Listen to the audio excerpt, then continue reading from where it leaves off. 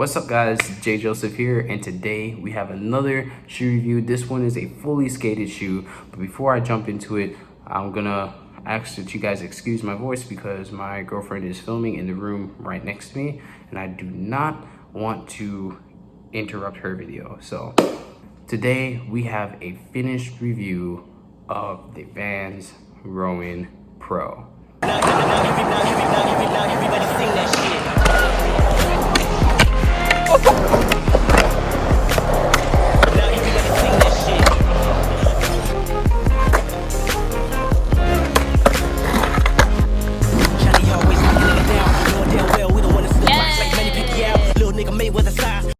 This shoe comes off of my skating ability, so what damages it received from me skating it may not be the damages it will receive from you skating it, but I can give you guys pointers on what is going to be the most durable portion or what's not going to be as durable, things to look out for. The most important thing that you guys need to know that separates this Vans shoe from every other Vans shoe is that this Vans shoe comes with 6-stick. So what that was it is a more grippy rubber outsole compound, and it definitely made a huge difference. My experience with the 6-stick was, it was very hard to adjust to in the beginning because it was like a brand new shoe on steroids. Like, it stuck to your grip tape for sure. Flip tricks were a little bit hard, I had to adjust to that. But otherwise, everything like commitment wise, once I got used to that 6-stick, it was no question really good. Super easy to commit to everything I was trying, and I got a couple new tricks in these shoes. If you guys have been watching my videos or keeping up with my Instagram, you'll know that I had the pop shove at 50 in this and pop shoving down some sets, and then being able to just ollie around, whatever the case may be, getting over certain heights that I wasn't able to do before. Not saying that this shoe is the reason why I was able to do it, but saying that it did help out. Vans, great job with the 6-stick. Hope to see more things with the 6-stick, but it is something that you have to get used to. The most durable parts of this shoe for me was the toe box. The toe box being some textile, but mostly suede. The ollie area held up really strong. I'm just now breaking through this rubber over here after so many ollies, and normally for Vans, this is not the outcome. By this point, this would be a little bit more ripped, maybe a tiny little hole there, but this area, my kickflip area, would be completely dusted. Both areas held up through the test of time. Most times when I skate the Vans Half Cab Pro, it would take me about maybe 3 or more months to really break through this. So I'm really happy to see that there's another shoe out there that can stand the test of time that feels pretty much the exact same as the Vans Half Cab Pro. So my heads up to you guys is, if you like the Vans Half Cab Pro, you'll probably love these guys because it has the same properties on the toe, just plus the 6-stick, and it just looks cool with this little design here. Like, I love that right there. There's no Vans Jazz stripe to rip off, so that's pretty sick. This is all that's gonna be stitched, at least from the models I've seen. More skatability for you, and it looks better that way because you don't have to worry about a piece of leather or anything hanging off from your shoe. So that's pretty sick.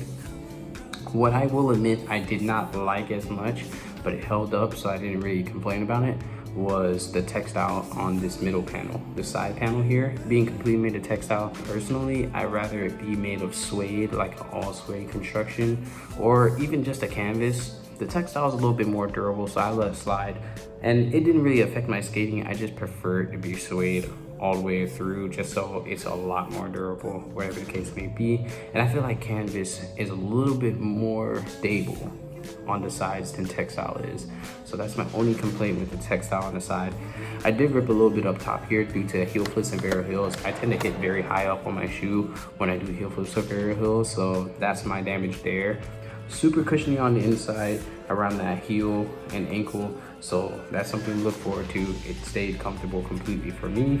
The tongue was pretty thinly padded, so anything that lands up top, you're gonna definitely still feel that. What I did like was that this shoe had an updated version of the Ultra Cush. We have the Pop Cush now, so it's a little bit more dense in that heel area. Granted, I still prefer my footprints in the shoe. This was pretty decent for the beginning and just getting used to the shoe before I decided to toss a footprint insole in there. So that's pretty sick. If you guys tend to like Vans' insoles, you'll love the Pop Cush because the Pop Cush is definitely more dense, definitely more durable, harder to bag out than the Ultra Cush was. And yeah, I love that. So I will say with the King Foam Elite, it did leave the shoe flatter for me, but it took more impact for me as well. So I took out the pop cush for the king foam, and it took care of all my impact needs. Granted, it did leave the shoe really flat for me because without that pop cushion insole, the shoe is pretty flat and thin.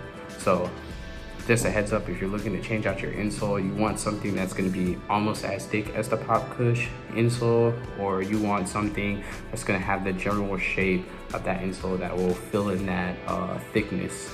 Otherwise, you should be careful of how you're taking impact. But yeah, that's about it. The construction of the shoe held up pretty well. I did eventually get that like Vans foxing tape from Sole Split that I normally get in my Vans, but I didn't expect too much from that position. I didn't expect the 6-stick to really keep that together, so it didn't really bother me. The dirt cap is definitely still under this guy. I can push on it right here and feel that the rubber is right under that suede and textile stitched together, so there's definitely a lot more durability in this shoe. But because I want to review more shoes for you guys, and I found a shoe that I really like and want to review, I have stopped skating this shoe for that time period. There you have it. That was the review of the Vans Rowan Pros. These have been skated for quite some time, every single day. I've really been out there a lot in the Vans Rowan Pro. I have a lot of clips to show, and you guys will also see another video of the amount of clips I've gathered between this one shoe, because right now I believe this shoe has my most clips in any other shoe. So if that doesn't speak to how good the shoe is, I don't know what else will.